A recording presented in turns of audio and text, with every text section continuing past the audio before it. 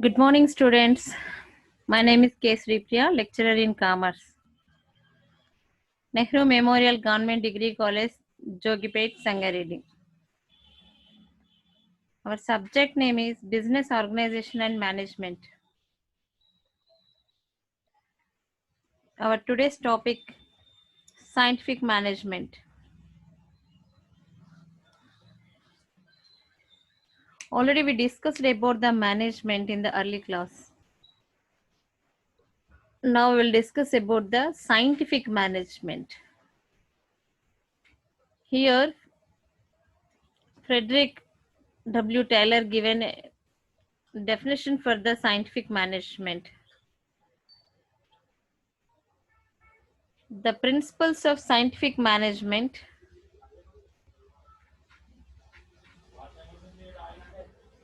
written by him in the 1911. In that, he said that when you are using the scientific methods in the management, it is called as a scientific management.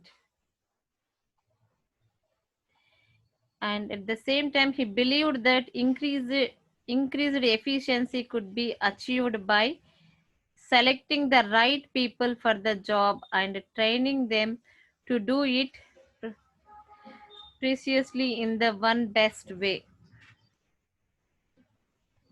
For this, we should to motivate workers.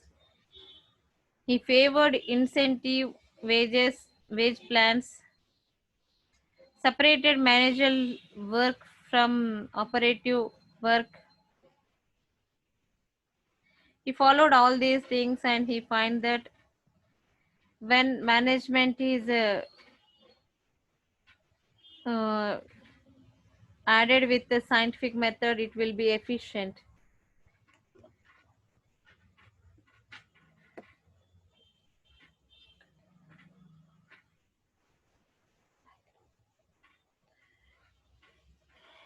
In the scientific management,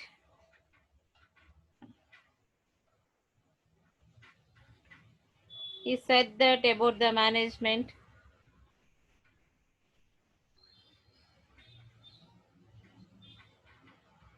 Scientific management is the art of knowing exactly what is to be done and the best way of doing it. Okay, according to F.W. Taylor, he given a definition for the scientific management. That is, scientific management is the art of knowing exactly what is to be done and the best way to doing it. He is the first person who had applied scientific methods to solve the management problems. He is the first person who had applied scientific methods to solve management problems. That's why we can call him as a father of scientific management. Frederick W. Taylor is a father of scientific management.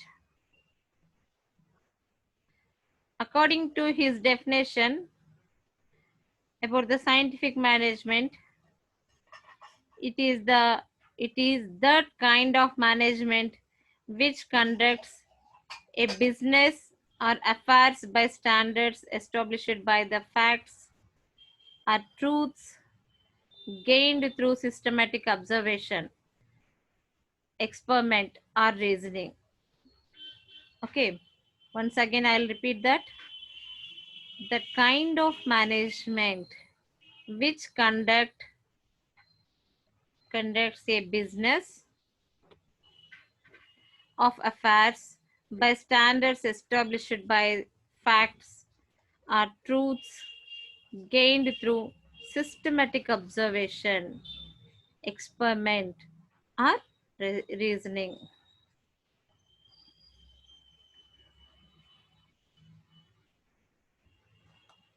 Taylor initiated the scientific management in industry in four spheres: that standardization, time and task study,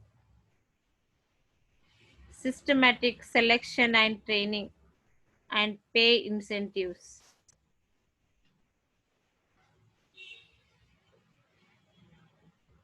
Next, we will discuss about the objectives of the scientific management, which is given by the W. Taylor. He given four main objectives of scientific management. That the first one is subordinating the old rule of thumb methods. That old methods are techniques of working with the advanced techniques of science. Okay, once again I will repeat that. Substituting the old rule of thumb methods, that old methods are techniques of working with the advanced techniques of science. Then second one is making provision for scientific selection, training and development of employees instead of providing freedom to select their own work or task and have self training. Then third one is increasing the cooperation, increasing the cooperation between the employees and management, so as to assure that the work being performed is as per the scientific methods and procedures. Then fourth one is dividing the work equally among the workers and management, so that the suitable work is given to correct group instead of burdening the workers with major responsibilities. By these four objectives, we can implement good management or scientific management in the organization. The main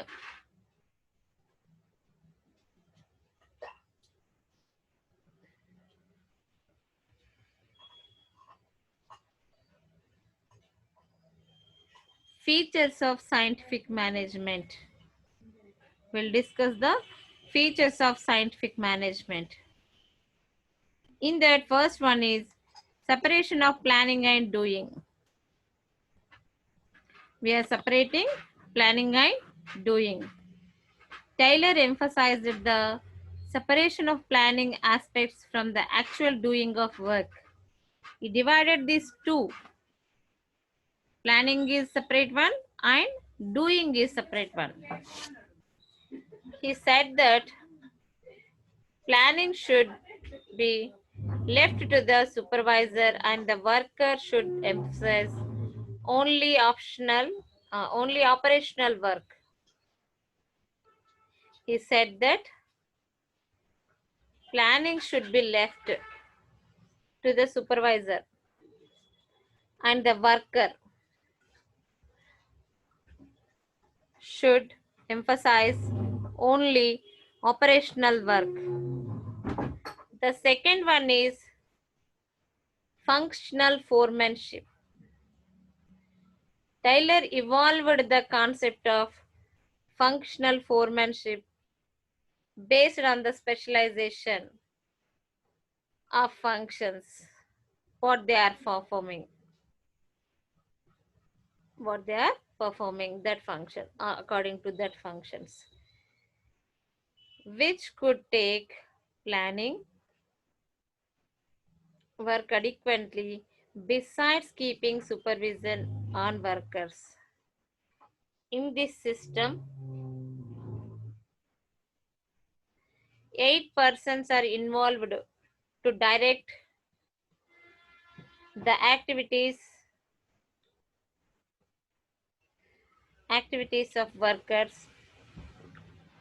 Out of these, 4 persons are concerned with the planning. Concerned with the planning.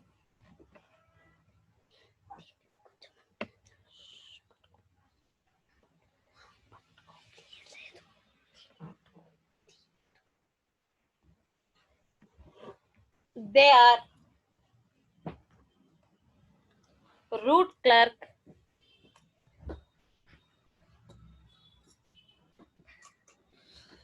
they are route clerk, instruction card clerk, time and cost clerk, disciplinarian. These 4 people who working in the organization are concerned with the planning. Are concerned with the planning.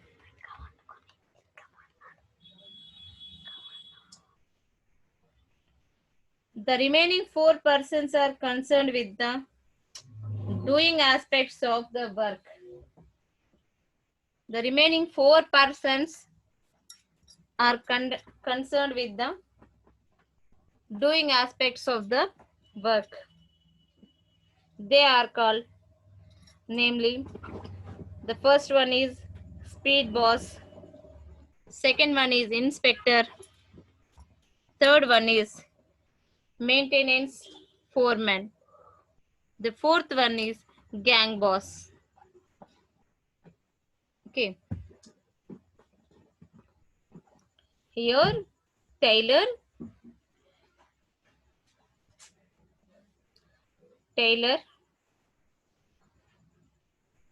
divided the functional foremanship based on organization of the functions. 8 persons are involved to direct the activities. Okay, 4 are on the basis of concerned with the planning. The remaining 4 are concerned with the doing of the work. Doing of the work.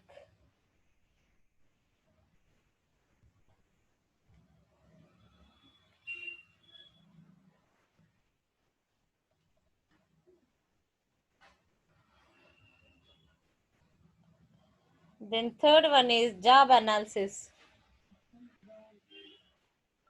Job analysis is undertaken to find out the way of doing the things. The best way of doing a job is one which requires the least movements, consequently less time and cost.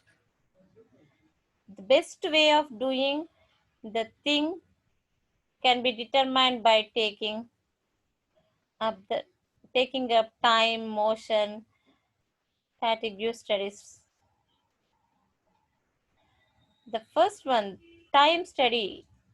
The time study involves the determination of time. Time study involves the determination of time. A movement takes to complete.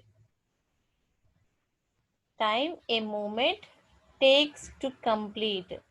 Second one, motion study. It involves the study of movements in parts which are involved in doing a job and thereby eliminating the wasteful movements and performing only necessary movements. Then third one, fatigue studies. It suggests the fair amount of a day's work required certain moments and rest periods to complete it. Okay. In the job analysis, they determine by taking up the three studies. Then fourth one is standardization. Standardization should be maintained in respect of instruments and tools, period of work, amount of work, working conditions, cost of production, etc. Okay, the standardization should be maintained in respect of instruments and tools, period of work, amount of work, working conditions, cost of production. Then fifth one is scientific selection. The fifth one is scientific selection and training of workers. Taylor has suggested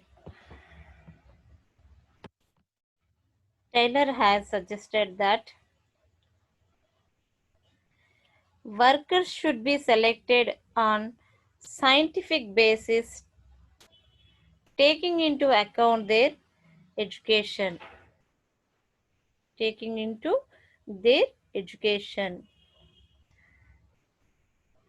work experience, aptitude, physical strength, etc.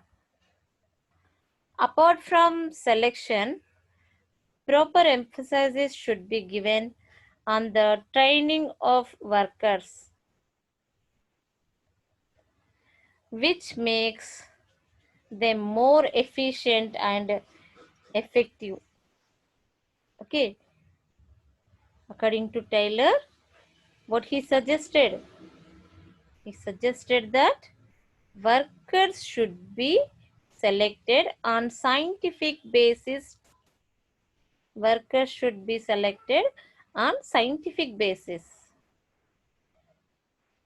Taking into account their education, work experience, aptitude, physical strength, etc. Apart from selection, proper emphasis should be given on the training of workers, which makes them more efficient and effective. Then next one is financial incentives. Everyone can expect this. Financial incentives. According to Taylor, wages should be based on individual performance. Wages should be based on individual performance and not on the position which he occupied. A worker who completes the normal work gets wage at higher rate per piece, and one who does not complete gets a lower rate. Okay, who completed the work, he will get more. Who didn't complete it, he will get less. Then next one is economy.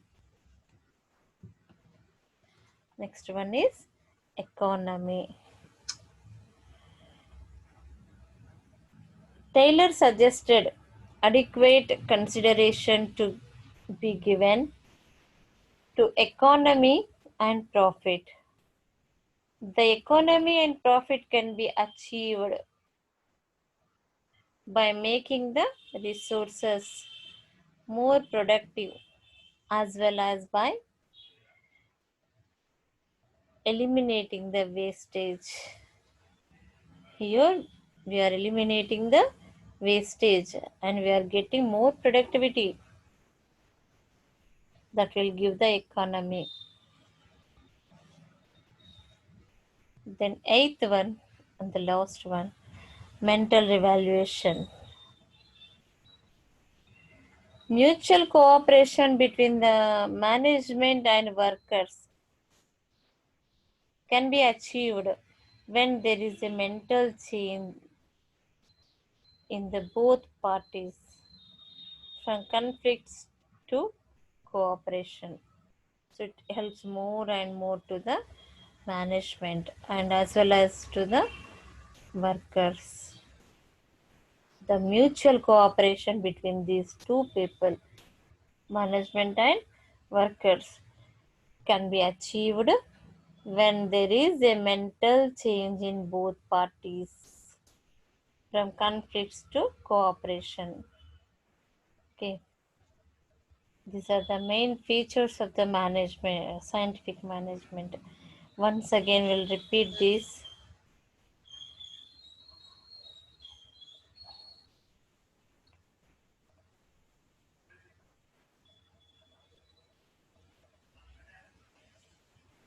Separation of planning and doing, functional foremanship, job analysis, standardization, scientific selection, and training of workers, financial incentives.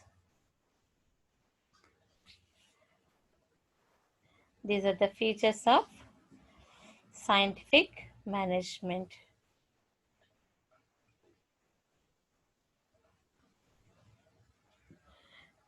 Next, we will discuss the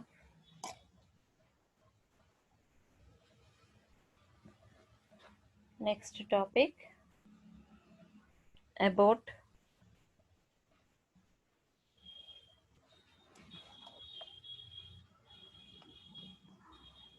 principles of scientific management. Principles of scientific management.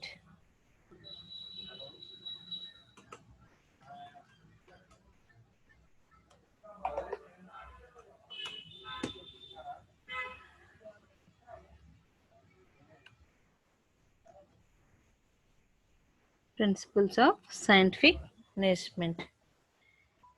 Here, what are the principles of scientific management? Here means the first one is replacing the replacing rule of thumb with science. Replacing rule of thumb with science.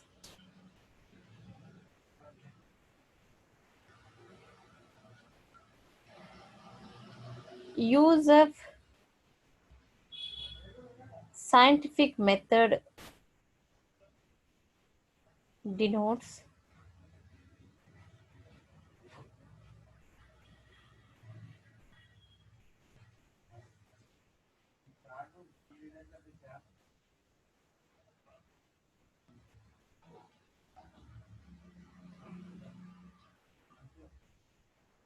remaining and denotes that replacing rule of thumb with science.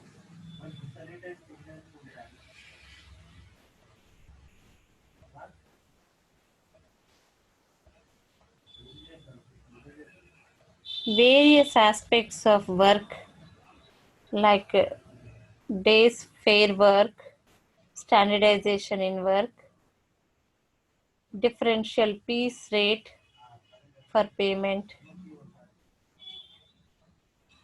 etc. on the basis of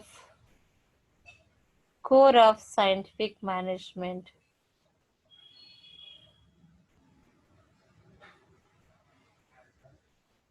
Then second one is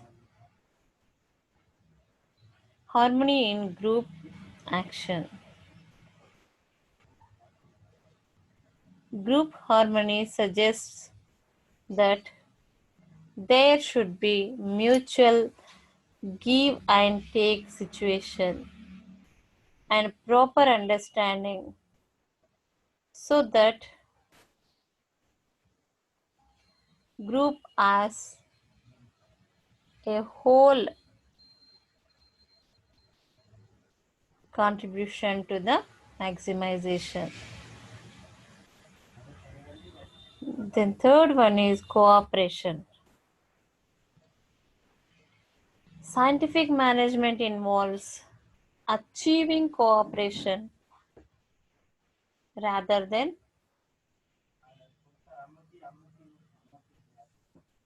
individualism. Cooperation between management and workers can be developed through mutual understanding and change in thinking.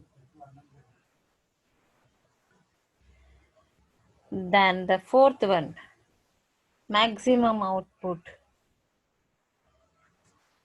Scientific management involves continuous increase in production and productivity instead of restricted production, either by management or by workers.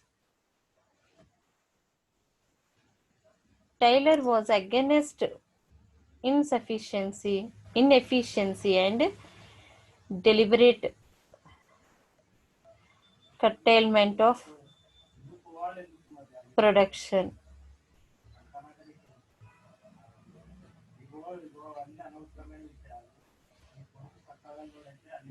The next one, development of workers. Development of workers to the fullest extent possible for their own and for the cooperative highest prosperity is essential. Training should be provided to workers to keep them fully fit according to the requirement of new methods of working. Here, development of workers to be fullest extent possible, fullest extent possible for their own and for the cooperative highest prosperity is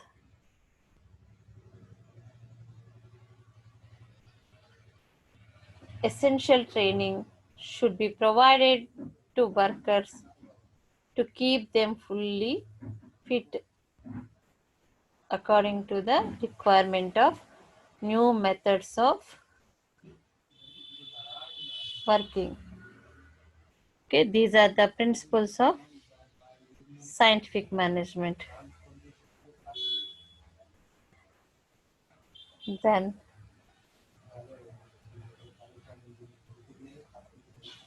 criticism of science. We'll discuss the criticism of scientific management. As scientific management is an innovation, so many criticisms were raised up with respect to scientific management.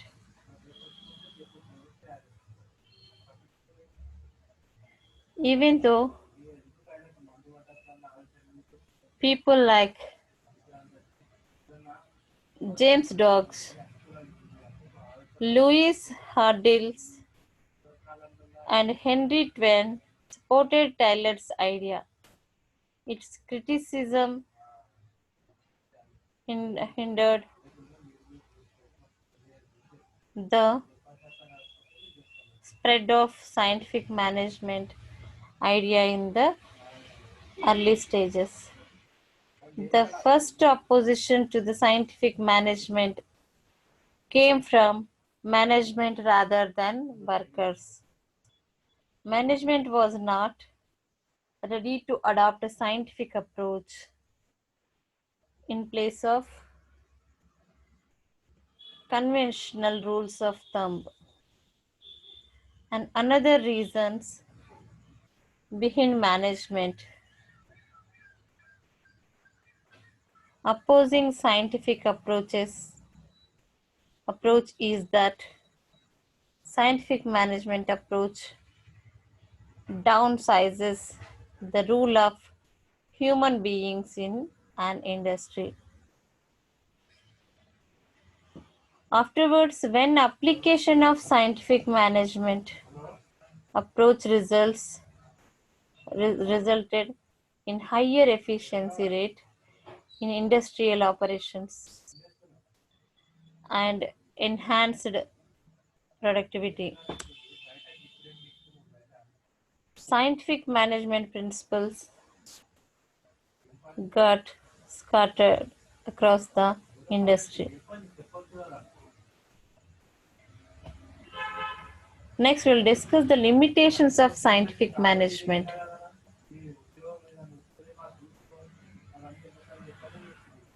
Some of the limitations of scientific management. The principles of scientific management are mainly concerned with the operational level problems. These principles neglect the managerial issues, which are very important for managing an organization. The principles of scientific management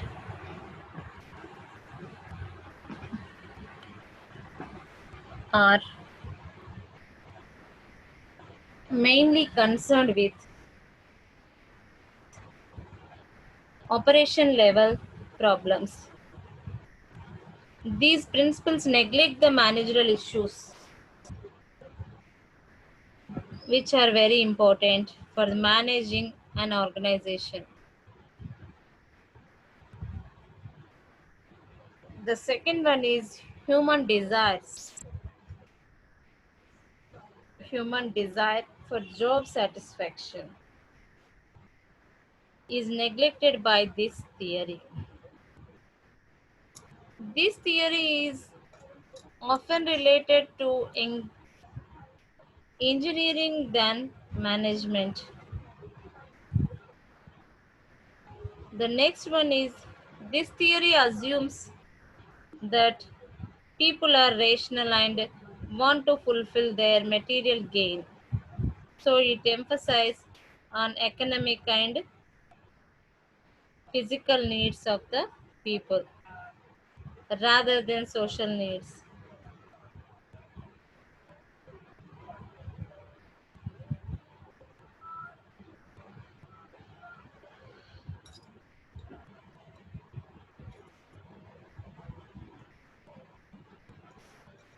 Next, we will discuss the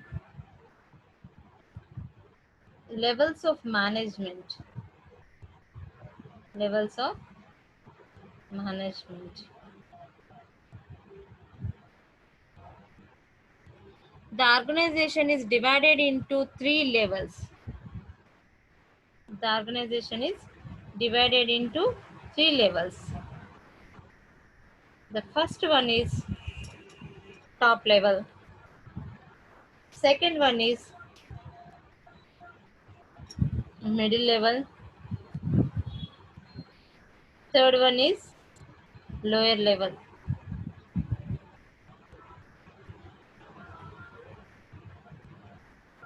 In the top level, in the top level management,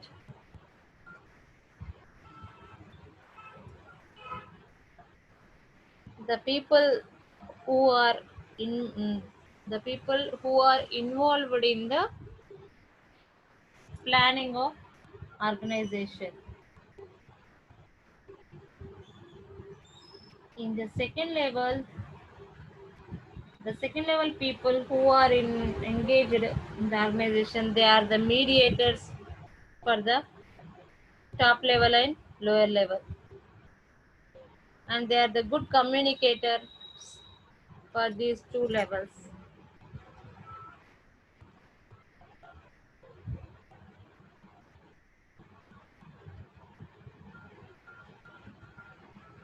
Then the third one is lower level. In this lower level,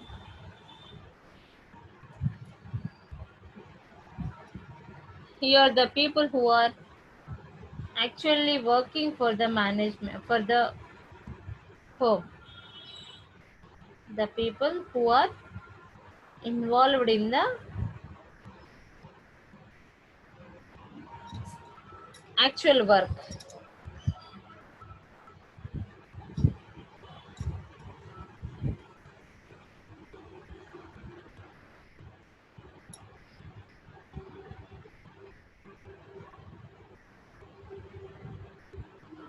Levels of management means, once again I'll repeat that people of an organization are arranged in a hierarchy. The people of organization are arranged in a hierarchy.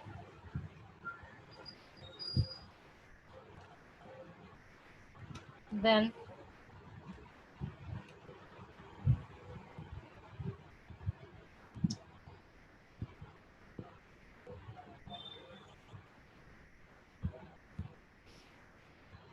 they all have the relationship of superior subordinate, except the person at the topmost position who is superior alone, and person at the lowest level who is subordinate alone. There are three levels of management. What are that? Top level, middle level, and lower level.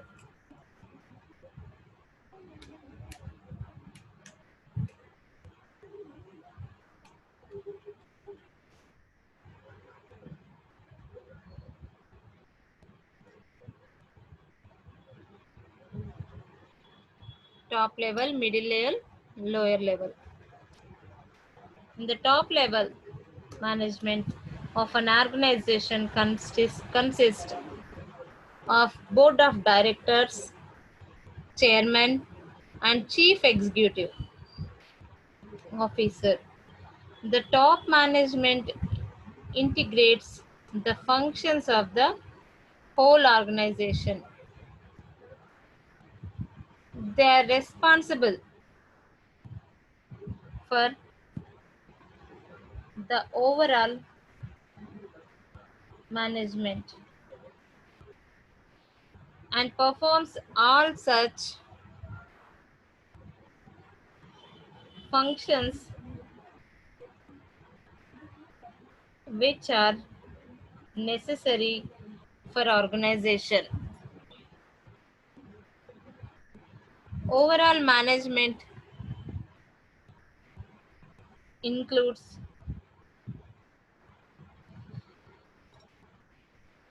determination of organization, determination of organizational goals,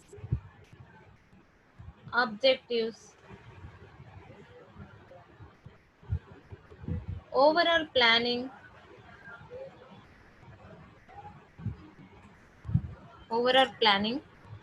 organizing, staffing, directing, and controlling.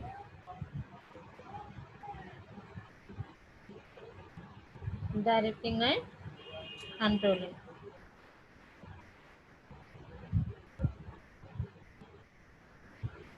The next one,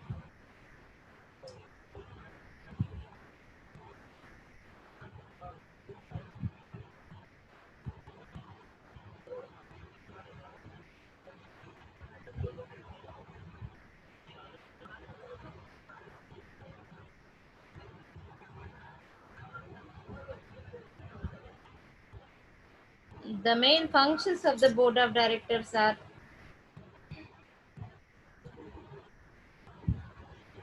to make the plans and policies for the organization and budget allotments, approvals,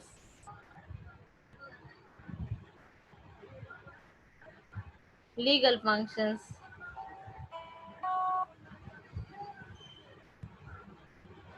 Then functions of chief executives who are the members in the top level management. He performs coordinating board and other persons, communicating between the board and other personnel of the organization, and provides information about what board has decided in terms of organizational goals, policies, etc. He is the chief executive officer to execute these policies and programs into action. Then second one is middle level management. The people who are in the middle level management, we can call them as supervisory management, supervisors. This level we can also call supervisory management level.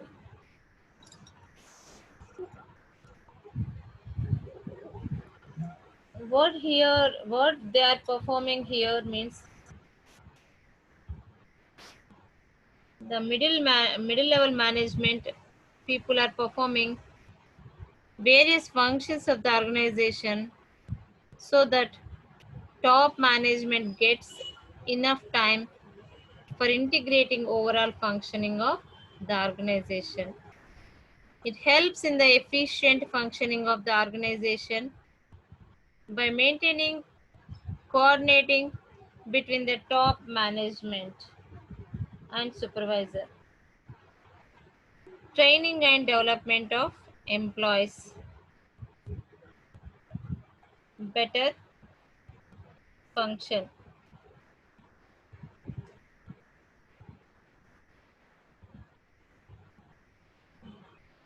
The next, training and development of employees for better functioning and filling future vacancies arising in the organization. Manage the department in such a way that contribute to the functioning of other departments for achieving organizational goals.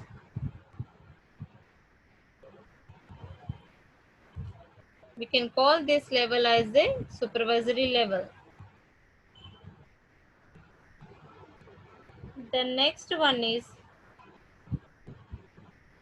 lower level, lower level of the management. Here,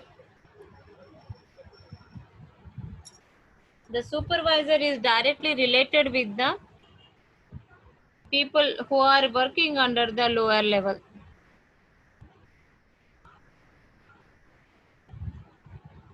The functions of the he is communicating between the middle level and lower level. The main functions of the supervisor is the main functions of the supervisor are planning the activities of his section, classifying and assigning jobs to the workers. Then second one, guiding workers about the work procedure. Then third one is solving problems of the workers relating to jobs. Then fourth one is providing feedback to management about the nature of work environment in this section. Then fifth one is maintaining discipline among the workers, developing in them the right type of approach, and maintaining good human relations. Okay, this is about the levels of management. Today we'll discuss about the scientific management definitions, features, principles, and levels of management. Thank you for watching this, and we'll end the today's session, and we'll meet tomorrow with another session in another session. Until then, signing up.